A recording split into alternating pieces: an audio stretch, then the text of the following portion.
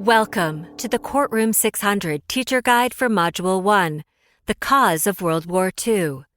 This podcast includes a deeper dive into concepts presented in the student podcast, including specifics on the history of Weimar Germany and the Third Reich.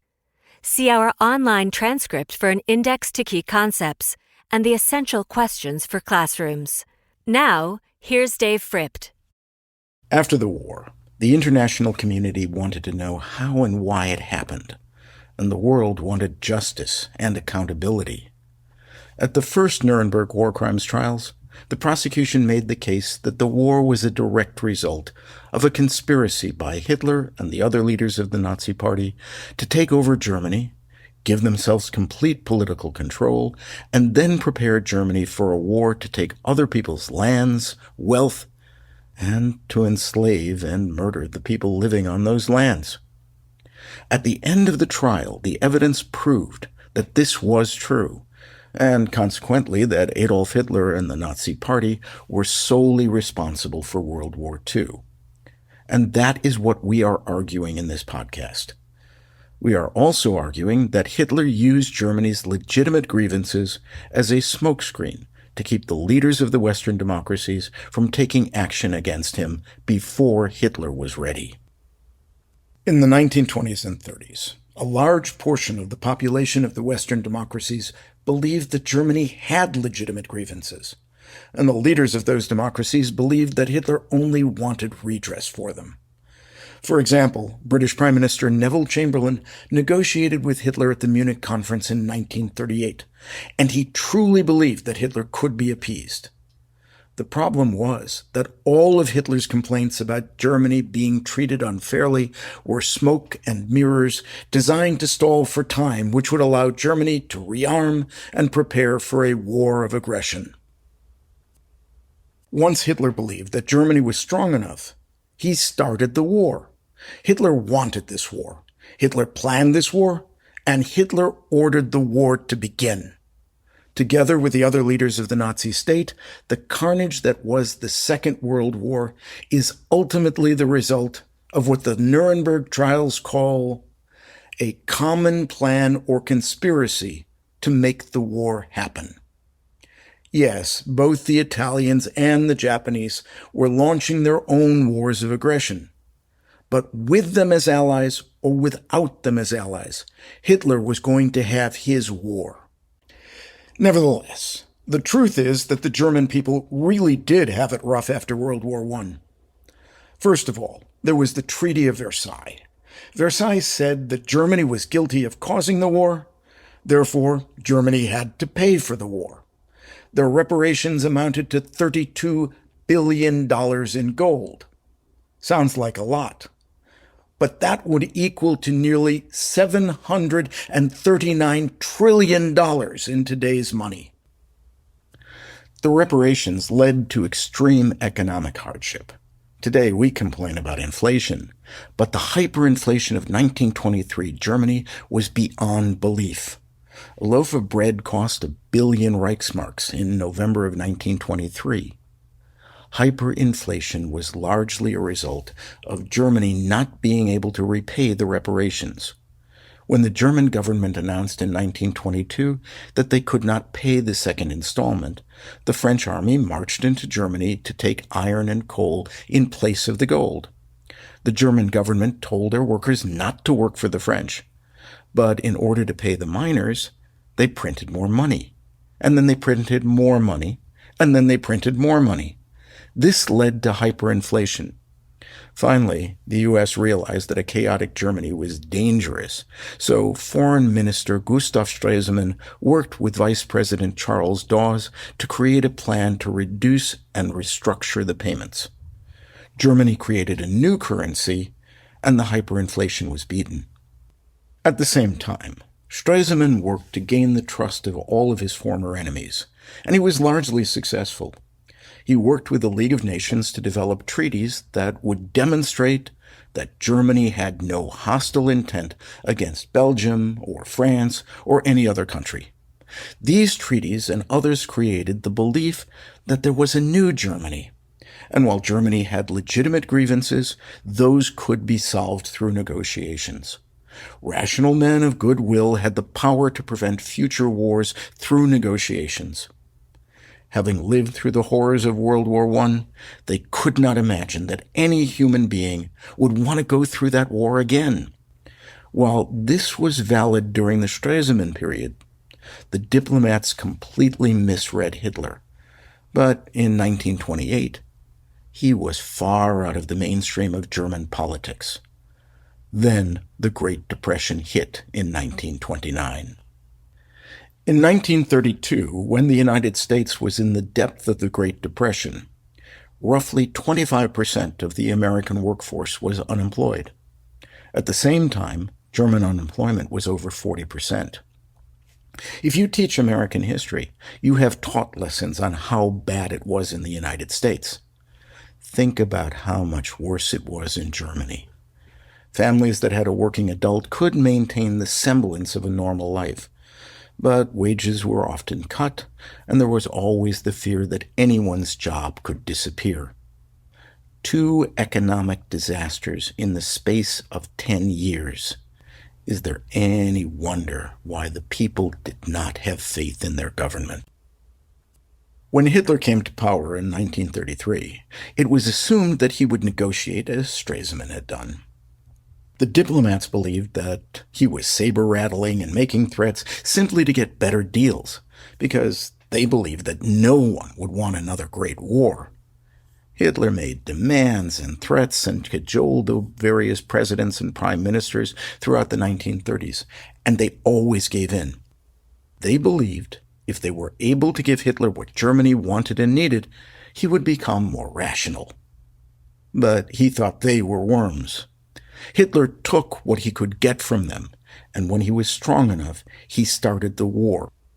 Therefore, the Treaty of Versailles and the German grievances that largely came from it were not the causes of World War II. If they would have been, Neville Chamberlain and the others like him would have succeeded in getting peace in our time. While Mein Kampf is rambling and almost unreadable, the Nazis had a coherent ideology. Simply because something is empirically false does not mean it is not logical. And that is true for Nazi beliefs. While the leaders of the Western democracies could not believe it, the Nazis fought World War II to put Hitler's ideas into practice. These are the main basics of Nazi ideology. Hitler believed that the history of the world is the history of race struggle. There are 3 great races, but of those great races, only the Germanic, the Aryan race, is capable of creating culture and self-rule. If the great race dies out, it will mean the end of civilization forever. From these 3 great races come other races that developed as part of racial interbreeding. Interbreeding between the races results in the superior race being lessened. Even though the lesser race is made stronger through the mixture, the superior race is brought down. It is a hierarchy in which the lesser race will never be as good as the Germans, but they will be better than the races below them. These combinations are called mongrel races. We consider Eastern European ethnic groups to be Caucasians or white people, but the Nazis did not.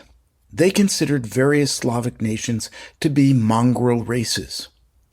Eastern Europe had been invaded by Huns, Magyars, Tatars, Mongols, and other Asiatic groups. And, according to the Nazis, these Asiatic races had interbred with the original Aryan owners of the land. Poles were considered to be especially racially inferior. Hitler believed that the population of pure-blooded Aryans was declining, and that race mixing was endangering the survival of the race. He believed that the German people needed more land so that they could have a place to grow more fully Aryan children. Already in the 1830s, there was a general belief that Germans had an obligation to move to the east to civilize the backward Poles. When racism was combined with social Darwinism in the early 20th century, it led to a concept that Germany had to expand or it would degenerate and die. This led to the idea of Lebensraum. Lebensraum, which means living room or living space, is the concept that the Germans have an obligation to march east and conquer all of Eastern Europe in order to gain sufficient land to significantly increase the numbers of purebred Aryans. Since Hitler believed that if the Aryans died out, civilization would die out with them, it was a life or death struggle between the superior race and the inferiors. There were too few purebred Aryans. Therefore, the fate of mankind rested on making more of them, and that required more land. What is more, since the Slavs were inferior and totally incompetent, they didn't use the lands efficiently, and they should be pushed out of Europe, past the Urals, into Asia where they belong. Those allowed to remain would be peasant serfs or slaves. The Second World War, then, was ultimately a racist imperialist war to gain more land to grow more babies. Lebensraum also explains the unusual barbarity of the war on the Eastern Front. There was a second part to Hitler's war aims, and that might have been the most important part to him. That was the war against the Jews. And while we tend to treat the Holocaust as a side note to the war in our textbooks, to Hitler it was an essential part of the war. Jews were a unique case in terms of Nazi racial theory. The Nazis didn't hate the Jews because the Jews were a different religion. They hated the Jews because they believed that Jews were a different race. To them, the Jews were one of the mongrel races, a combination of Aryan, Greek, and Semitic Judeans that occurred in the Middle East during the Iron Age. Because Jews have Aryan blood, they are more dangerous, because they believe that they can come up with new ideas. But since they're not fully Aryans, they can't. What they can do is come up with strange, crazy ideas like Marxism. The Nazis believed that the Jews created Marxism in order to manipulate the working class. And by doing so, they would use the workers' movements to give themselves political power. But it was not just the workers who were exploited by the Jews. They manipulated the middle and upper classes as well. Hitler knew this because he had read the Protocols of the Elders of Zion. This pamphlet is a forgery written by the Russians. No such council ever existed, but you can still get a copy of the pamphlet today. It portends to be a meeting of the Great Council of the International Jewish Elders, who are busy planning to take over the world through their control of the capitalist economy on one hand and through their control of the various Marxist movements on the other. The Jewish capitalist bankers made fortunes by cheating their Aryan customers, while the Jewish Marxists called for worldwide revolution so that they could take over other nations just as they had taken over Russia. It should go without saying that there is absolutely no scientific backing for any of these ideas, but they fit into a long-established set of beliefs. The accusation that the Jews were a cursed people who killed Christ, or more accurately, murdered God, has been a part of Christian theology for millennia. And those beliefs are a necessary precondition for the new anti-Semitism based on race. The critical difference between the two types of anti-Jewish prejudice is that religious anti-Jewish bias has an escape clause. You can convert. But anti-Semitism says the problem with Jews is in their genes, and you can't convert out of your race. You can follow the logic of that to what took place in Nazi Germany. So, how did Hitler take over Germany anyway?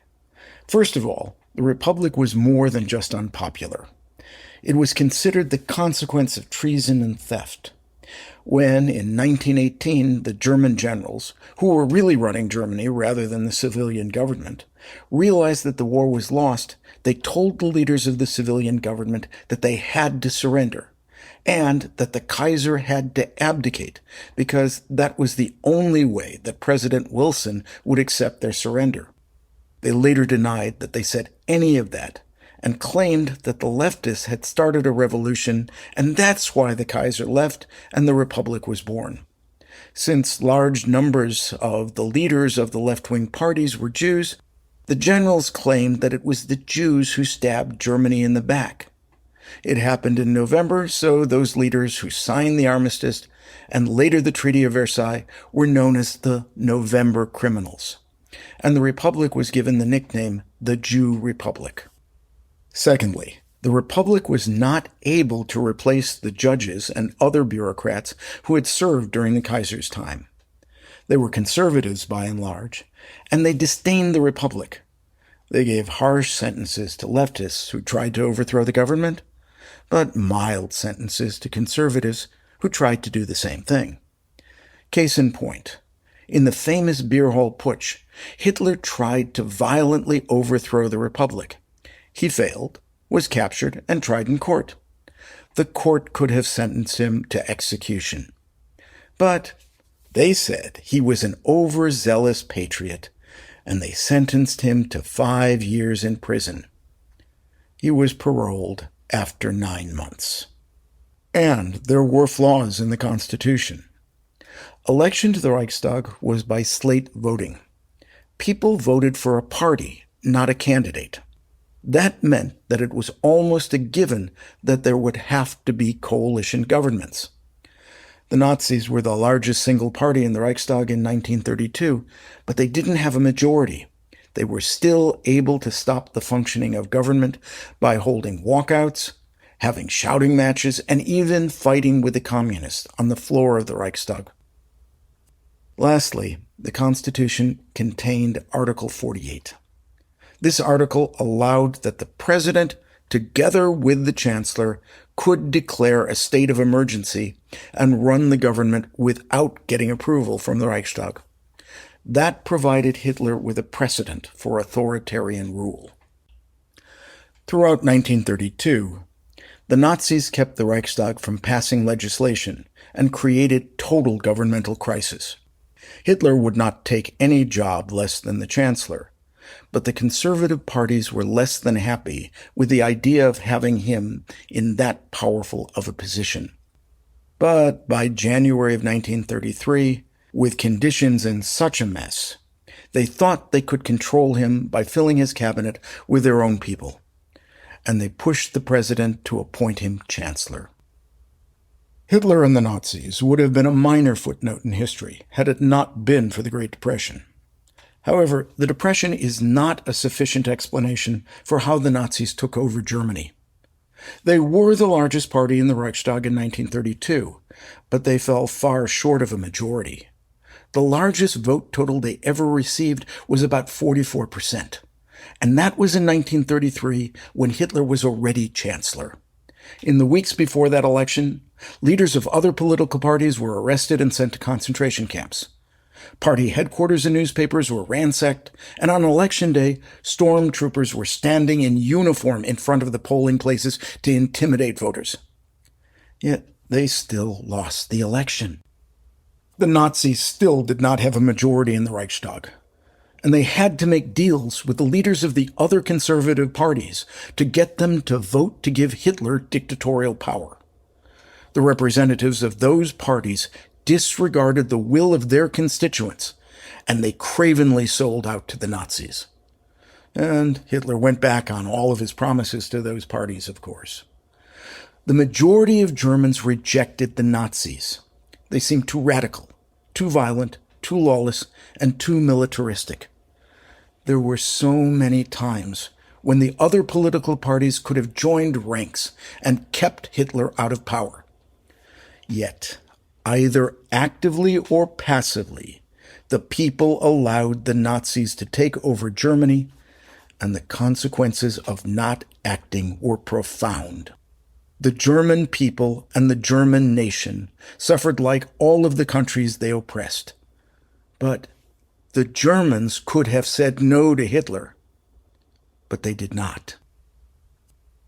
Our students need to understand that they are making moral and ethical choices every day.